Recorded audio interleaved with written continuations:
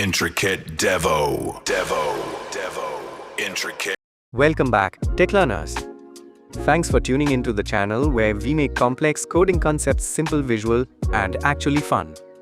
Today, we're tackling one of the most essential and sometimes confusing tools in your Java toolkit. It's a keyword that's all about identity. I'm talking about the this keyword.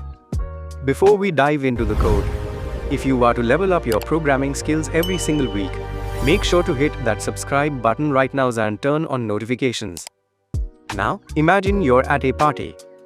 You're talking to a friend named Alex. You say, "Alex, could you pass Alex's drink to Alex?" That sounds weird, right? You just say, "Pass your drink to yourself" in English. We use pronouns like me or myself to avoid confusion. In Java, objects face the same problem. They need a way to talk about themselves without getting confused by other variables around them. That is exactly what the this keyword is. It's the object's way of saying me. Let's look at the most common scenario, the constructor. Imagine you have a class called car. It has a variable called model. Now you write a constructor to set that model. Usually, you'd name the input parameter model as well because it makes total sense. But now you have a problem.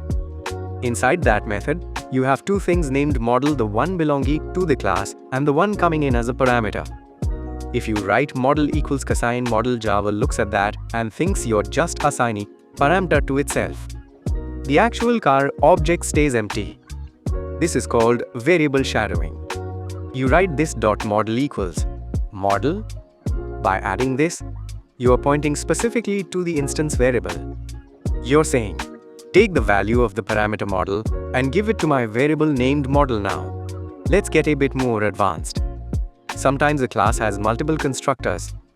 Maybe one takes just a name, and another takes a name and an age. Instead of writing same logic over and over, you can use constructor chaining. Inside the first constructor, you simply type this followed by parentheses, like a method call. This name 18. This tells Java, hey, before you do anything else, go run that other constructor I wrote, but be careful. Java is strict. The this call must be the very first line of code in your constructor.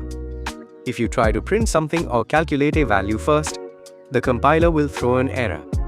Have you ever seen code that reads like a regular sentence? Something like, player.score 10 multiply 2 display. This is called method chaining, and it feels like magic. To do this, your methods don't return void. Instead, they return the object itself using the phrase, return this. When a method returns this, it finishes its work and then hands the live object back to the caller. This allows you to chain another command immediately after it. It's the secret sauce behind many modern Java libraries and the builder pattern. As you get deeper into Java, you'll encounter inner classes living inside other classes. If you're in an inner class and use this, you're talking to the inner object. But what if you need to talk to the outer parent? You use Outer.this. It's like a long-distance phone call to the parent instance. But there is a place where this can never go. Static methods. Static methods belong to the class, not an individual object. Since this represents a specific me, and a static method belongs to everyone, there is no me to refer to. If you try to use this inside a public static void main, your code simply won't compile. To wrap up, remember these three golden rules.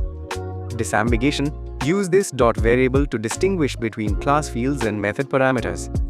Efficiency, use this to call other constructors and keep your code clean.